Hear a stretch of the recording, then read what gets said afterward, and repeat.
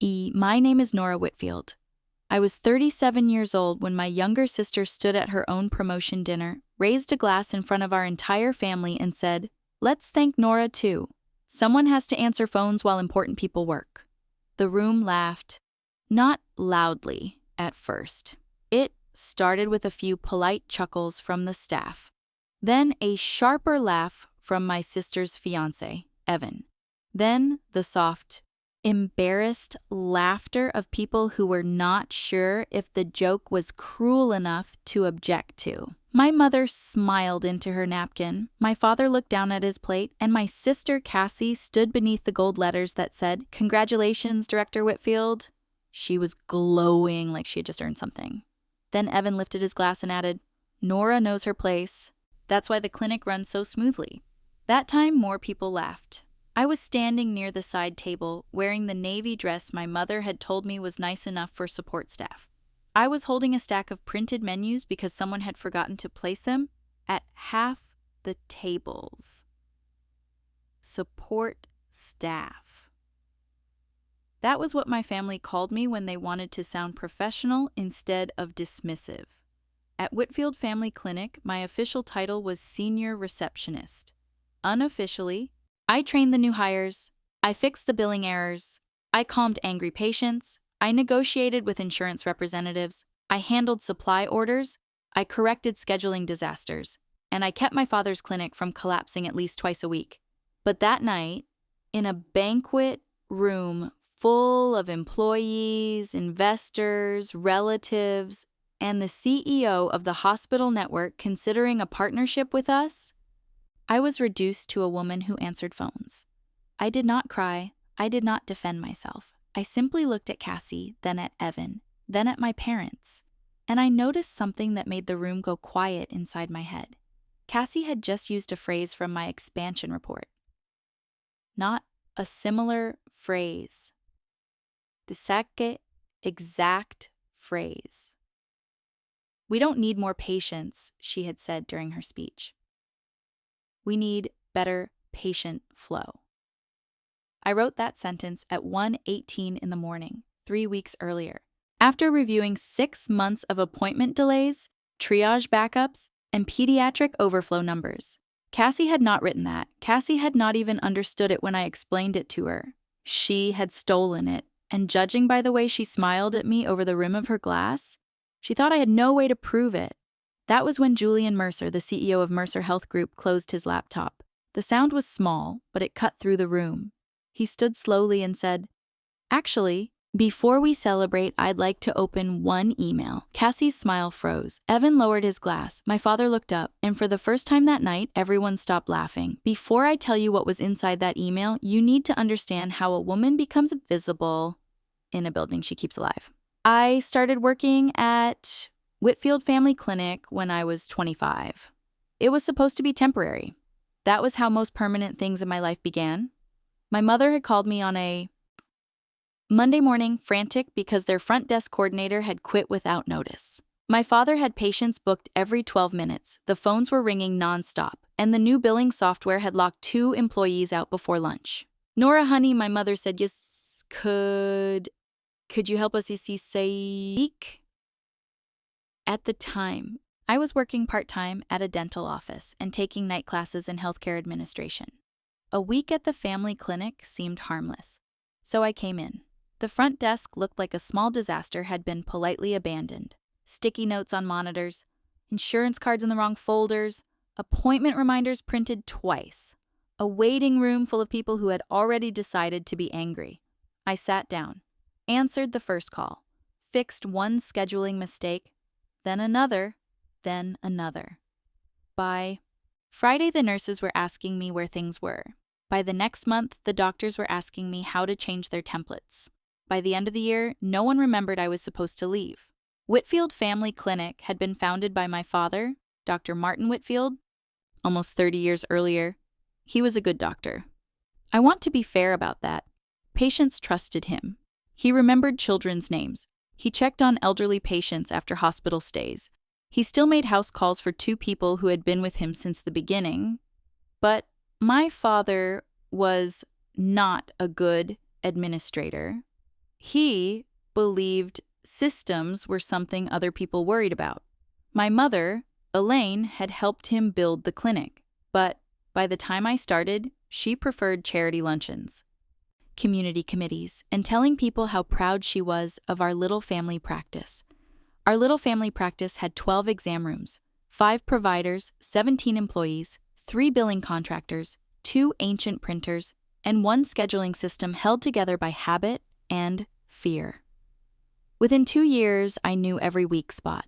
I knew which insurance company denied claims if one modifier was missing.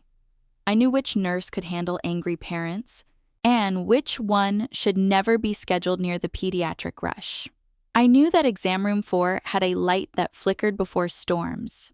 I knew that Mrs. Holloway liked morning appointments because her son could drive her before his shift. I knew that Dr. Patel needed an extra 5 minutes with diabetic patients because he actually explained things. I knew that if the phones rang more than 7 minutes without backup, the entire afternoon would fall apart. My father used to say, "Nora keeps us steady." Everyone thought that was praise. For a long time, I did too. Then I noticed he never said, "Nora leads." Steady was useful. Steady was dependable. Steady was the table you set things on. Cassie was different. Cassie was 6 years younger than me, and my parents had always spoken about her as if she were not a person, but a forecast. Cassie is going places, Cassie has presence, Cassie knows how to make people listen. Cassie was the child who got applause for entering a room. I was the child who made sure the room was ready before she entered. When Cassie left Faircross after college, my parents treated it like a launching. She worked in healthcare marketing, then consulting, then something involving strategy that no one could explain, but everyone admired. Whenever she visited, she brought city clothes, expensive coffee, and phrases like patient-centered brand evolution. My mother repeated those phrases like scripture. I would be at the clinic untangling a Medicaid reimbursement error while my mother told patients, "Our Cassie is doing very important work in healthcare innovation." I was also doing very important work in healthcare. I just did not have the language to make it sound glamorous. Cassie came back for good in March. She arrived on a Thursday wearing a camel coat, red lipstick, and sunglasses large enough to suggest she had been avoiding photographers. She walked through the clinic lobby like she was touring a property she had already bought. "Nora," she said, air kissing near my cheek. "Still holding down the front desk?" "Still keeping the building upright," I said. She laughed, but not warmly. "That's what I love about you. You're so good at the little things." The little things. Patient records, billing accuracy, staff schedules, compliance deadlines, supply chains, referral tracking, cash flow. The little things that become lawsuits, resignations, and bankruptcy when ignored. My father came out of his office when he heard her voice. His whole face changed. "Cass," he said, opening his arms. I watched him hug her like she had returned from war instead of a 2-year marketing job in Columbus. That afternoon, my parents took her to lunch with the senior providers. I stayed behind because the phones were heavy and one of the nurses had called out sick. When they came back, Cassie had a title, not officially, not yet, but enough of one to start changing the air. "She'll be helping us think about the future," my father said. My mother placed a hand on Cassie's shoulder. "Your sister has big picture experience." I waited for someone to say what my experience was. No one did. Cassie started coming in, 3 days a week, then 5. She did not have a desk at first, so she used the small conference room and called it her strategy space. She asked for reports she did not understand. She sat in on meetings where she repeated things I had told her privately. She corrected employees whose jobs she had not learned. And every time I questioned something, my mother gave me that careful smile she used when she wanted me to be smaller. "Nora, let Cassie find her rhythm." Cassie's rhythm was taking up space. Mine was cleaning up after it. The Mercer Health opportunity began with a phone call in April. Mercer Health Group was expanding outpatient partnerships across the region. They were not buying clinics outright, at least not at first. They were forming alliances with strong local practices, offering technology upgrades, shared specialists, and capital for expansion. To my father, it sounded like the future. To my mother, it sounded like prestige. To Cassie, it sounded like a stage. To me, it sounded like paperwork. A lot of paperwork. Julian Mercer, the CEO, visited the clinic 2 weeks later. He was not what I expected. No flashy watch, no entourage, just a gray suit, quiet eyes, and the habit of listening longer than people were comfortable with. Cassie led the tour. She used phrases like community-rooted care and scalable patient experience. My father beamed. I stood near the front desk. Anain checking in, a child with a fever, while also watching Julian notice things Cassie did not. He noticed the backup at the phones. He noticed the bottleneck near the lab window. He noticed that one nurse had to cross the hallway 4 times for supplies during a single patient intake. Near the end of the tour, he stopped at my desk. "You're Nora Whitfield," he said. I was surprised he knew. "Yes." He glanced toward the lobby, where 3 patients were waiting and 1 insurance representative was on hold. "How long has your average morning delay been over 18 minutes? Cassie blinked. My father blinked. I said, "Since January, but only on Mondays and Thursdays. Pediatric overflow is driving most of it." Julian looked at me. "Why?" "Because those are the days Dr. Evans shares the schedule with walk-in school physicals and the lab draw window is understaffed before 10. The delay looks clinical, but it's actually intake flow." He smiled slightly. "Do you have that in writing?" "Not formally." "Would you put it in writing?" Cassie stepped in. "We'll include those insights in the strategy presentation." Julian did not look away from me. "I would appreciate your operational notes." That was the first time Cassie looked at me like I had taken something from her. I should have been more careful after that. Instead, I did what I always did. I worked. For the next 2 weeks, I built the report no one had officially assigned me. I did it at night, after shifts, at my kitchen table, with lukewarm tea and spreadsheets open until my eyes burned. I pulled appointment data, billing delays, provider utilization, patient complaints, referral gaps, supply costs, seasonal demand patterns. I wrote the first line at 1:18 in the morning. "We do not need more patients. We need better patient flow." That sentence mattered because my father kept thinking expansion meant adding more exam rooms and advertising harder. But the clinic's problem was not demand. It was movement. Patients waited too long in the wrong places. Staff duplicated tasks. Insurance checks happened too late. Pediatric visits jammed adult follow-ups. The lab schedule fought the provider schedule. A larger version of a broken system is just a more expensive broken system. My plan had 5 sections: front desk, triage, insurance pre-clearance, pediatric overflow, billing correction, expansion readiness.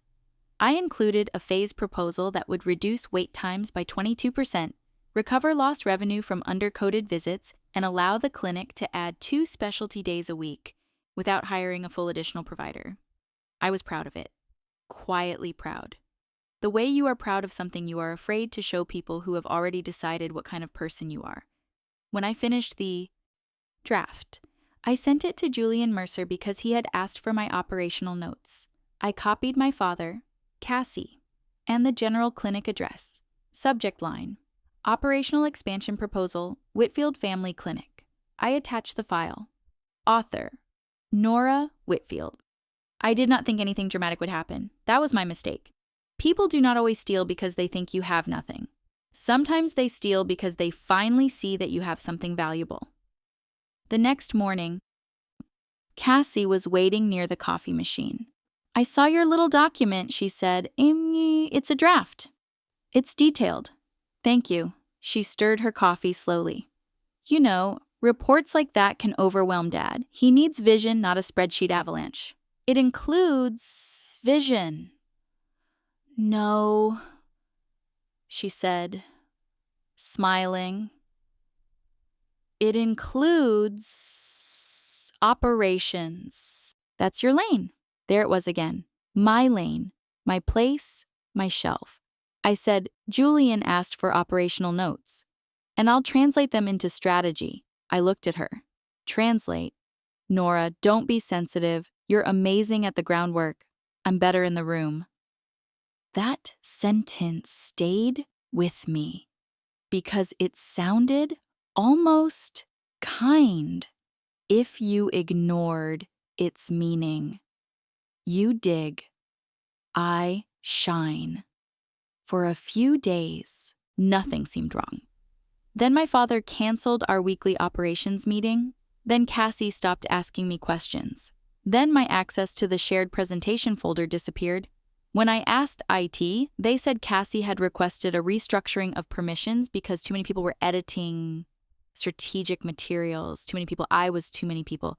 A week later, my father called me into his office. My mother was already there, sitting in the leather chair by the window. Cassie stood beside the bookshelf, holding a tablet like a consultant in an advertisement. I knew before anyone spoke. That is a gift invisible women develop. We learn to read rooms that have already judged us. My father folded his hands. Nora, we've been discussing the Mercer partnership and the future of the clinic. I sat down. Okay. He cleared his throat. There will be some structural changes. Cassie looked at me with soft, I rehearsed sympathy. My mother said, "This is good news for the family." For the family, I repeated. My father smiled, relieved I had said something neutral. We're creating a director of operations role. My heart moved before I could stop it. For 1 second, despite everything, I thought he was finally going to see me. Then he said, Cassie will be stepping into that position. The room did not tilt. It sharpened. I could hear the hum of the air conditioner, the faint ring of the second phone line outside, Cassie's bracelet clicking against her tablet. I asked, Cassie? My mother leaned forward. Honey, you know your sister has always been better in front of people. In front of people, I said, my father's voice softened. Nora, you are the backbone of this place. There it was, the polished insult. You keep us steady, he continued. But Cassie is the face of where we're going. I looked at Cassie. She did not even pretend to be surprised. Of course, she said. I'll need your support during the transition. I almost laughed. My support? She smiled. You know the systems better than anyone. Then why am I not directing operations? The question landed harder than they expected. My father sighed. Nora, and leadership is not just knowing where things are. No, I said, it's knowing what breaks when people pretend details don't matter. My mother's expression tightened. Don't make this bitter. That word, bitter. It is what people call you when you finally notice tastes of what they have been feeding you. I stood. I need to get back to the desk. Cassie touched my arm as I passed. We all have roles. Ignore. I looked down at her hand until she removed it. Yes, I said. Some of us even earn them. That was the closest I came to raising my voice. After that meeting, the clinic changed quickly. Cassie moved into the conference room permanently and ordered a glass nameplate before the role was even formally announced. Evan started appearing at the clinic. He was handsome in a polished, cold way, dark hair, expensive shoes, a smile that always arrived a second after it should have. He worked in finance, or said he did. I never got a clear answer about where. He called me Nora at the front as if there were several Noras and I was the least important version. At first, Evan presented himself as helpful. He brought coffee. He asked about vendor contracts. He offered to modernize payment workflows. Then, one afternoon, he leaned over my desk and said, Cassie said you could give me temporary access to the financial module. I looked up. For what purpose? He smiled. Just reviewing vendor categories. You are not employed here? Not officially yet? Then no. His smile thinned. Nora, I'm going to be family. That is not a login credential. He stared at me for a moment. Then he laughed like I had made a joke. 2 hours later, Cassie came to my desk. Did you refuse Evan access? Yes. She lowered her voice. Why are you making this difficult? Because giving financial access to someone who does not work here is difficult. He's helping me prepare for the Mercer transition. Then Dad can approve it in writing.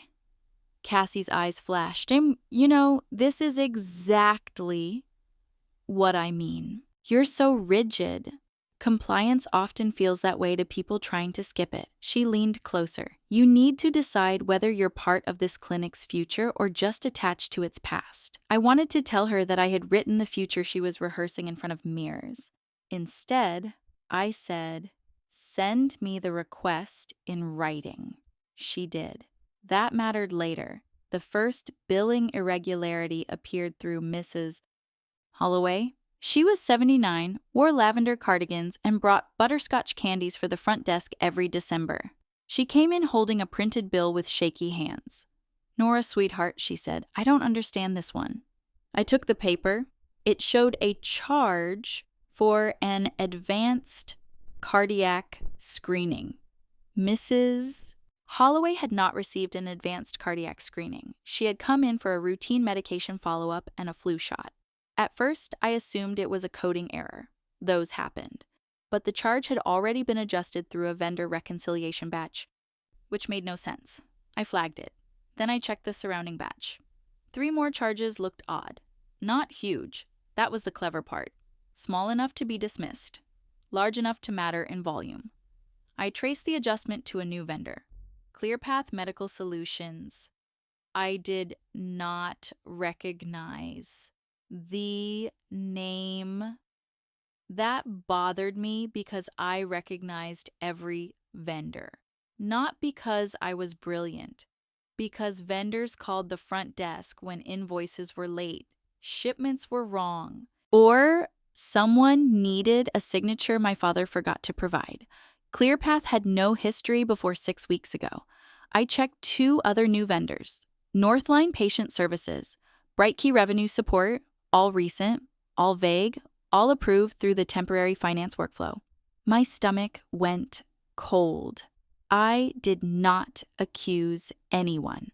Accusations are easy to deny. Records are harder. I printed the relevant billing notes through the proper internal exception process. I saved timestamps. I emailed my father a neutral question about the new vendors. He forwarded it to Cassie. Cassie replied, handled. Transition vendors approved under new operations strategy. New operations strategy. My stolen report had not mentioned fake vendors. A few days later, I noticed another detail. All 3 vendors listed different addresses, but the same secondary contact number appeared in the setup metadata. I knew that number, not from memory at first, from irritation. Evan had written it on a temporary visitor form the week before after complaining that our sign-in system was ancient. I found the form in the visitor log. Same number, same digits, same mistake. That night, I sat at my kitchen table with the vendor printouts, Cassie's written access request, Mrs. Holloway's bill, and a terrible certainty growing behind my ribs. Cassie had stolen my work. Evan was using her new authority to access clinic finances. And my parents were so eager to believe in Cassie's brilliance that they had handed both of them the keys. I emailed Julian Mercer again. I kept it factual. No accusations. No drama. Subject: Supplemental Operational Risk Notes. I wrote that during routine billing review. I had identified vendor irregularities that could affect transition readiness. I attached the specific examples I was permitted to share under internal reporting protocol. I noted that my prior expansion proposal assumed vendor integrity and accurate billing controls. Then I added 1 sentence. I am concerned that the current leadership transition may be proceeding without adequate review of administrative access and financial safeguards. I almost deleted that sentence. It felt too direct. Then I thought about Cassie calling me rigid. I sent it. Julian replied 9 minutes later. Thank you, Nora. Please preserve the original materials and do not confront anyone prematurely. I read that line 3 times. Do not confront anyone prematurely. That meant he saw it too. The promotion dinner was announced the next morning. My mother entered the clinic with gold envelopes and a smile bright enough to warn me. We're celebrating Cassie properly, she said. The Mercer team will be attending. Investors, senior staff, family. It will be wonderful. Wonderful, I said. She handed me a list. I need you to help with seating. Of course she did. I was not the person being honored. I was the person making sure the honor looked effortless. The dinner was held in the clinic's rented event space, a renovated brick room 2 blocks away. Cassie chose white tablecloths, gold chargers, tall candles, and a sign behind the head table that read, "Congratulations. Director Whitfield," not Cassie. Director Whitfield. As if the title had been born with her. My assigned table was near the entrance, beside 2 billing contractors and an empty chair reserved for late staff. My parents sat with Cassie, Evan, Julian Mercer, and the senior physicians. I remember looking around that room and understanding the seating chart perfectly. Cassie at the center, my parents beside her, Evan near the money, Julian near the future, me by the door. The evening began with compliments. My father spoke first. He talked about legacy, growth, and the next generation of Whitfield leadership. He said, Cassie brought fresh vision. He said she had the courage to modernize. He did not mention me. My mother spoke next and cried a little because Cassie's promotion gave her the kind of family story she enjoyed telling. Then, Evan stood and called Cassie the strategic mind this clinic needs. I watched him while he spoke. His confidence was almost impressive. Almost. Then, Cassie rose. She wore a white suit and gold earrings. She looked beautiful, I can admit that. Cassie had always known how to become the most visible person in a room. She thanked our parents. She thanked Evan. She thanked the providers. She thanked Mercer Health Group for recognizing a bold new chapter. Then she began presenting the plan. My plan, not all of it. She had cut the parts she did not understand and dressed the rest in prettier language. But the bones were mine. The pediatric overflow analysis, the triage redesign, the billing correction, sequence, the phased specialty expansion, and then she said it. We don't need more patients, we need better patient flow. My fork stopped halfway to my plate. Across the room, Julian Mercer looked down at his laptop. Cassie continued, smiling. Our growth problem is not demand. It is movement. That was mine too. I had written, a larger version of a broken system is only a more expensive broken system. Cassie said, we cannot scale a broken system and call it progress. Not identical. Close enough to sting. People nodded. My father looked proud. My mother clasped her hands under her chin. Evan watched me. That was how I knew he knew. He was not watching Cassie deliver her big moment. He was watching me absorb mine being taken. Cassie lifted her glass. And of course, she said, turning toward me, let's thank Nora too. The room turned. I felt every face land on me. Cassie smiled. Someone has to answer phones while important people work? The first laughs came quickly. Then Evan added, Nora knows her place. That's why the clinic runs so smoothly. More laughter. My mother touched my arm as if to keep me from embarrassing the family. Don't ruin your sister's night, she whispered. That was the moment something inside me became very still. Not cold, not angry, still. For 12 years, I had mistaken being needed for being valued. That night, I finally understood the difference. Cassie needed me at the front desk. My father needed me to keep the clinic steady. My mother needed me to make events run smoothly. Evan needed me quiet. None of that was the same as respect. I put my napkin on the table. I did not stand. I did not speak.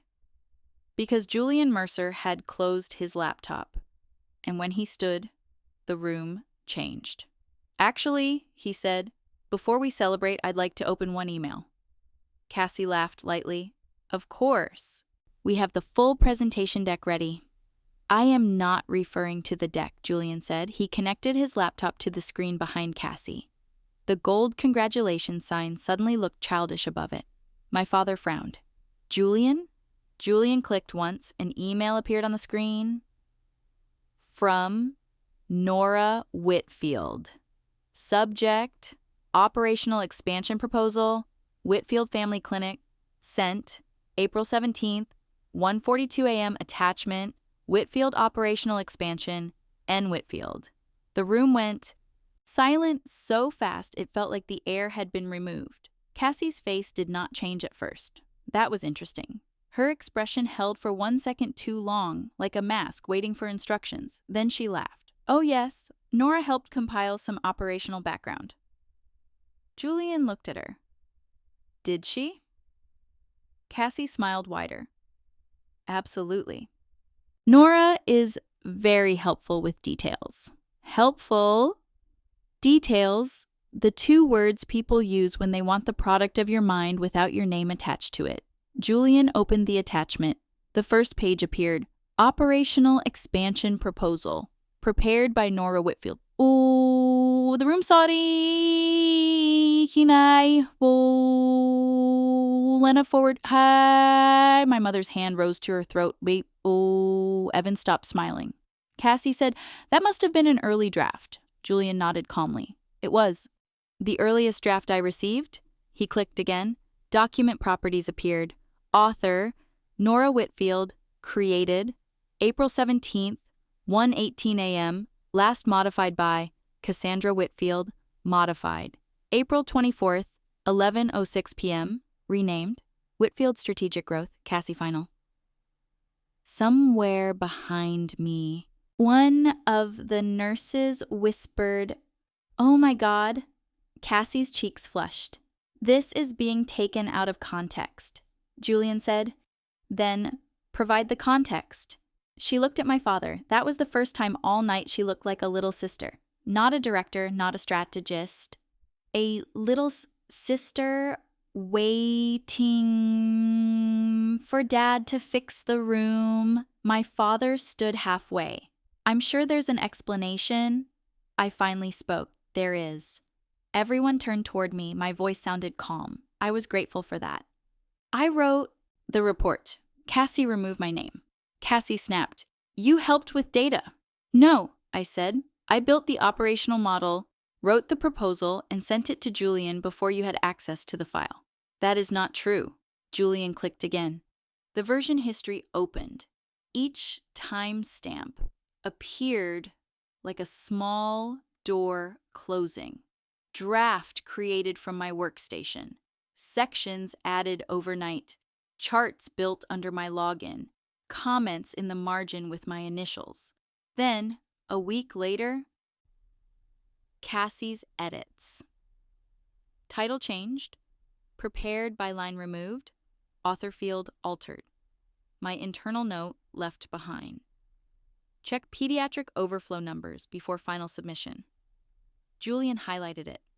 Ms. Whitfield, he said to Cassie, during your presentation, you referenced pediatric overflow numbers. Can you explain how those numbers were calculated? Cassie opened her mouth. Nothing came out. I almost felt sorry for her. Almost. Then I remembered the laughter. Cassie said, Nora handled that section. Julian's voice stayed even. Earlier, you said she helped compile background. That's what I meant. No, Julian said, it is not. The room held very still. There is a particular discomfort that comes when people realize they laughed at the wrong person. They do not rush to apologize. First, they get quiet and hope their silence will hide them. My mother looked at me with an expression I had never seen before. Not pride, not regret, fear. Because if Cassie had lied about the report, what else had the family chosen not to see? Julian closed the document. I wish this were only a question of authorship. Evan's chair moved slightly. That was how I knew the second door was opening. Julian turned to my father. As part of our preliminary review, Mercer Health examined vendor activity for the past 90 days. We found several concerns. My father stood fully. What concerns? Julian clicked. A spreadsheet appeared. Clear Path Medical Solutions, Northline Patient Services, Bright Key Revenue Support. The names looked even uglier on a large screen. Julian continued. These vendors were added recently. Their services are vaguely categorized. Payments were approved through a temporary financial access route created during the leadership transition.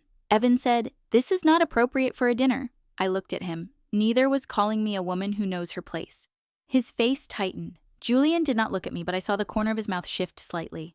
He said, "Ordinarily, I would agree that financial concerns belong in a private audit meeting. However, this event was represented to us as a formal leadership announcement related to the partnership. Mercer Health will not proceed under false pretenses." Cassie sat down. Not gracefully. Julian clicked again. Ms. Nora Whitfield flagged these irregularities in a supplemental operational risk note last week. My father turned to me. "You knew about this?" "I found it through Mrs. Holloway's duplicate bill. Why didn't you come to me?" "I did," I said. "You forwarded the question to Cassie, and she marked it handled." My father's mouth closed. Julian displayed the email chain. My neutral question, my father's forward. Cassie's reply, handled. Transition vendors approved under new operations strategy. New operations strategy. The phrase looked ridiculous now. Julian clicked again. Further review found that all three vendors share a secondary contact number. The number appeared. Evan stood. "This is absurd." Julian looked at him. "Mr. Cole, that number appears on your visitor registration form from May 3rd. Evan's face changed. Not guilt first.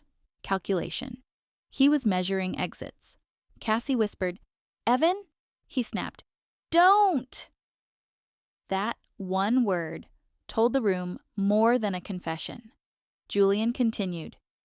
Temporary access to the financial module was created using credentials authorized by Cassandra Whitfield. Cassie shook her head. "I didn't know what he was doing with it," I said quietly. "You requested the access after I refused to give it to him." Julian opened the request. From Cassandra Whitfield to Nora Whitfield. Subject, temporary finance access for Evan. Cassie's own words sat on the screen. Nora, please stop blocking progress. Evan needs temporary access for transition vendor review. Dad supports the direction. Process this today. I had replied, "Please have Dr. Whitfield approve this request in writing and clarify Evan's employment status before any access is granted." Cassie Tisakin Hay at Bayer had forwarded the issue to IT through another channel. The logs showed it. The room watched her become smaller with every click. My mother said, "Cassie, tell us you didn't know." Cassie looked at Evan. Evan looked at the door. My father gripped the back of his chair. For the first time in my life, no one was looking at me to fix the room. They were looking at Cassie to explain why it had burned. Julian closed the spreadsheet. "The partnership cannot proceed with Cassandra Whitfield as Director of Operations or Evan Cole in any financial consulting capacity." Evan laughed harshly. "You don't get to decide internal family matters." Julian looked at him. "No. I decide Mercer Health's involvement, and we will not attach our name to a clinic with compromised administrative controls." My father's voice sounded old. "What are you saying?" Julian turned toward him. "I am saying Mercer Health remains interested in Whitfield Family Clinic under one condition." The room waited. Julian looked at me. "Nora Whitfield assumes formal operational authority." My mother made a small sound. Cassie stared at me like I had stolen something from her. That almost made me laugh. My father looked between Julian and me. "Nora," Julian said, "the person your family introduced as support is the only reason this deal is still on the table." I looked down at my hands. They were steady. After all those years of phones, forms, angry patients, broken printers, missed lunches, late nights, and quiet corrections, my hands were steady. My father said, "We should discuss this as a family." That sentence once would have stopped me. Family. The word that made me stay late. The word that made me accept less. The word that made me swallow disrespect because I did not want to make things hard. I stood. You made it public when you let her humiliate me, I said. We can make the correction public too. My mother flinched. Nora, we never meant. Yes, I said, you did. She looked hurt. I did not soften it. You meant for me to stay at the door. You meant for me to support Cassie. You meant for everyone in this room to believe she was the future and I was the furniture. My father whispered, "That is not fair." "No," I said. "It is exact." Cassie stood suddenly. "You always do this." I turned to her. "What do I always do?" "You make yourself the victim." There it was. The last refuge. When proof fails, call the wounded person dramatic. I looked at the screen behind her where my name still sat in the email she had tried to erase. "No, Cassie, I made myself useful. You made that easy to exploit." Her eyes filled with tears. "They were never going to pick me over you unless I did something." The room went quiet again. It was not a full confession, but it was close enough to reveal the shape of one. I said, "You did not want a chance." "You wanted my name erased from my own work?" Cassie wiped her face quickly. "You don't know what it's like being the one everyone expects to shine." For a second, I saw the sister beneath the performance, the little girl who had been praised so often she became terrified of being ordinary. But pity is not permission, I said. "And you don't know what it's like keeping the lights on while everyone applauds someone standing in them." Evan moved toward the exit.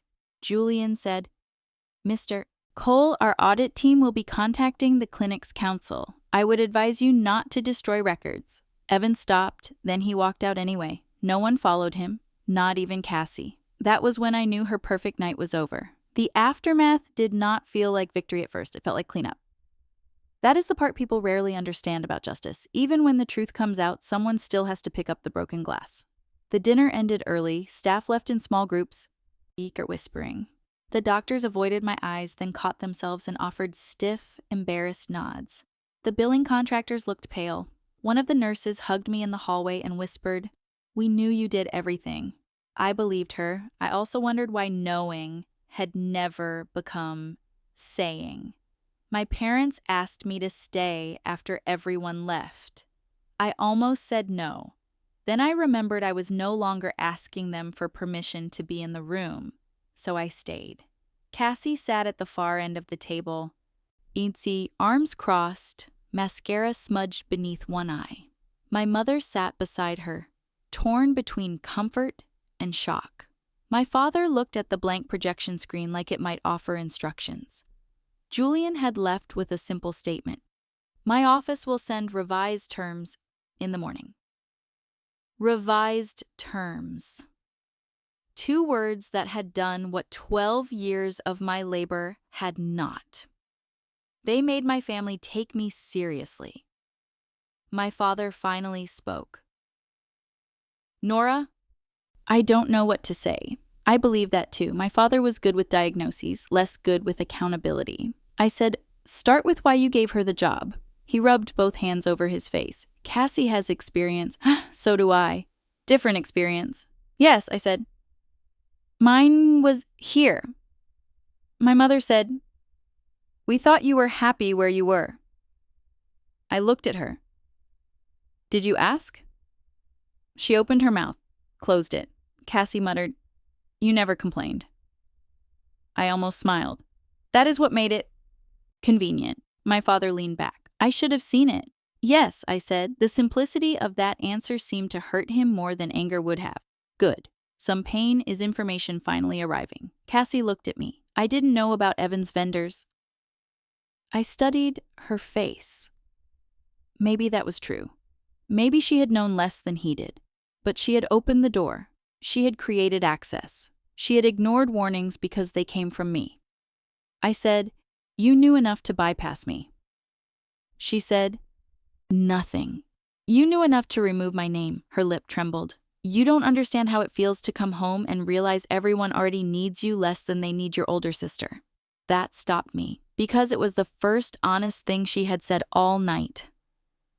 My mother reached for Cassie's hand. I watched the gesture. There it was, even then. Cassie broke something and my mother reached for her. I had been broken in public, and my mother told me not to ruin the night. I stood. I am going home. My father said, Nora, please. No, I said. Tomorrow you will receive Mercer's revised terms. You will also receive mine. Yours? Yes. I picked up my coat. If I am going to be director of operations, it will not be as a family favor. It will be a signed contract with salary, authority, reporting structure, and written protections. I will not be the backbone anymore if that means everyone gets to stand on me. My father stared. My mother whispered, You would make us sign something? I looked at her. You taught me what happens when I don't. The next morning, the clinic was quiet in the way workplaces get quiet. After everyone has seen something they are not supposed to discuss. Phones rang softly. Staff moved carefully. People said good morning with too much sincerity. I arrived at 7:15. As always. There was a sticky note on my monitor from Jenna, one of the medical assistants. Coffee in the break room. The good kind. You deserve it. I stood there longer than necessary, holding that little square of yellow paper. Recognition does not have to be loud to matter. At 8 o'clock, Julian Mercer's office sent the revised terms. At 8:07, my father called me into his office. This time, Cassie was not there. My mother was not there. Just my father, looking like a man who had slept badly and learned little comfortably. He slid the document across the desk. They want you as director. Yes. He looked at me. Do you want it? That question was so late it almost broke my heart, but late is not the same as never. Yes, I said. Under the right terms. He nodded slowly. I read your report last night. I waited. All of it. That must have been time-consuming. He winced. I deserved that. Yes, I said. He looked down at the ears. It was excellent. I had imagined hearing those words from him for years. They did not heal everything, but they landed. Thank you, I said. He swallowed. I am sorry I didn't see you. The office was quiet. Through the wall, I could hear the front desk phone ring twice. Then Jenna answered it. For once, I did not get up. I am sorry too, I said. He looked hopeful. Because I let you not see me for too long. That hope faded. Good. This was not absolution. This was a beginning with paperwork attached. Within 2 weeks, Evan was under formal investigation. The fake vendors were frozen. Payments were reviewed. The clinic's counsel became involved. Cassie's title disappeared from the website before it had even been printed on business cards. She took a leave of absence. My mother called it a difficult time. I called it consequences. Cassie came to my apartment 3 weeks after the dinner. I knew she was coming because she texted first, which was new. Cassie usually arrived in people's lives like a weather system. She stood outside my door wearing jeans, no makeup, and a sweater that looked too big for her. I'm not here to fight, she said. Then what are you here to do? She looked past me into the apartment. It was small, clean, full of books and plants, with a dining table that had held more clinic strategy than the conference. Chervorsi Omeir and Churrobarhays never had? I don't know, she said. That was probably the most honest answer she had. I let her stand in the doorway. I did not invite her in. Cassie looked down. I did steal the report. No, I told myself it was family work, like it belonged to all of us. It had my name on it. I know, she cried then, quietly. Not like the dramatic tears she used to get out of speeding tickets or parental disappointment.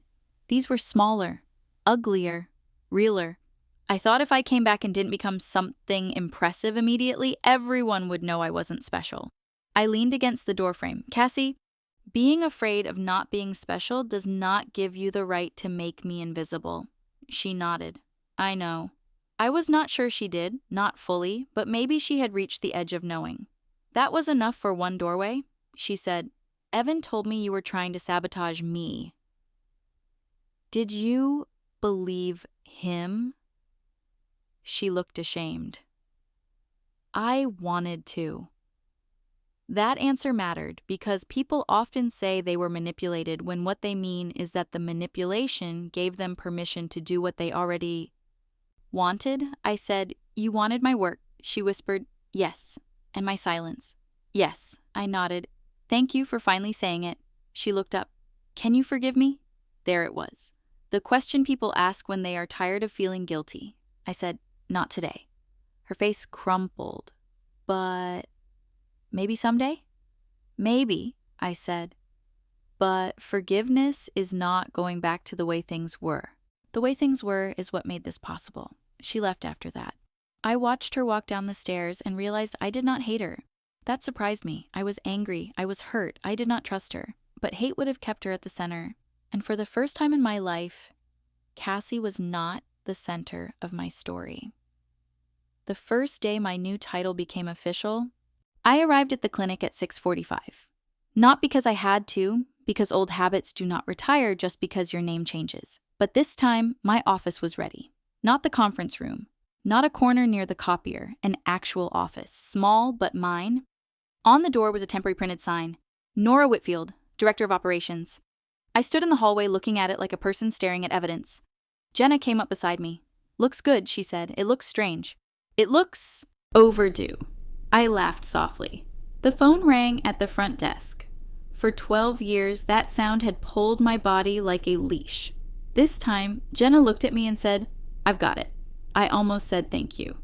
Then I realized she was not doing me a favor. She was doing her job. And I had a different one now. At 9 o'clock, I led my first operations meeting. My father attended. So did the senior providers, billing leads, nursing staff, IT, and a Mercer transition manager. I had an agenda, a real one, not scribbled between phone calls. The first item was billing controls.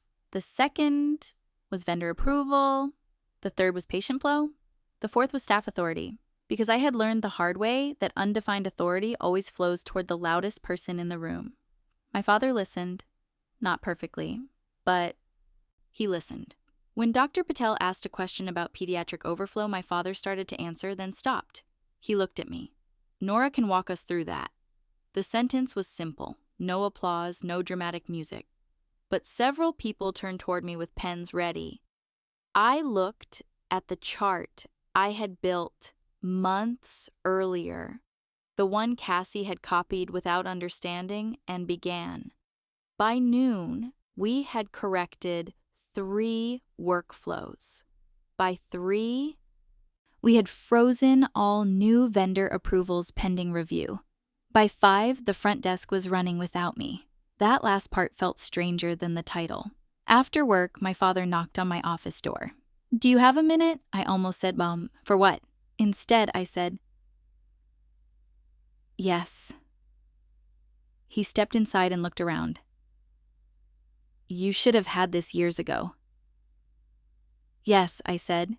He nodded. "I'm trying to understand how I missed it." I looked at him. "You didn't miss it. You used it." His face tightened, but he did not defend himself. That was progress. I continued. "You knew I could handle anything, so you handed me everything. You knew Cassie needed praise, so you gave her credit. That arrangement worked for everyone except me." He sat down slowly. "I don't know how to fix that." "You don't fix it with one apology." "What do I do?" "You stop making comfort your standard for fairness." He looked at me for a long moment. Then he said, "That sounds like something a leader would say." I smiled a little. "Careful, someone might think I'm more than a receptionist." He closed his eyes. "I deserve that too." "Yes," I said, "you did." 3 months later, Mercer Health signed the partnership. Not the original version, a better one. The clinic retained local control, upgraded its systems, added 2 specialty care days, and implemented the operational plan under my supervision. My name was on the final document, not hidden in the metadata, not removed from the author field, printed clearly on the implementation page, prepared and led by Nora Whitfield, Director of Operations. I kept a copy. Not because I thought anyone would steal it again, because some women need reminders that their names belong on the things they build. Cassie eventually returned to work elsewhere. Not at the clinic. My parents wanted me to reconsider that at first. She is your sister, my mother said.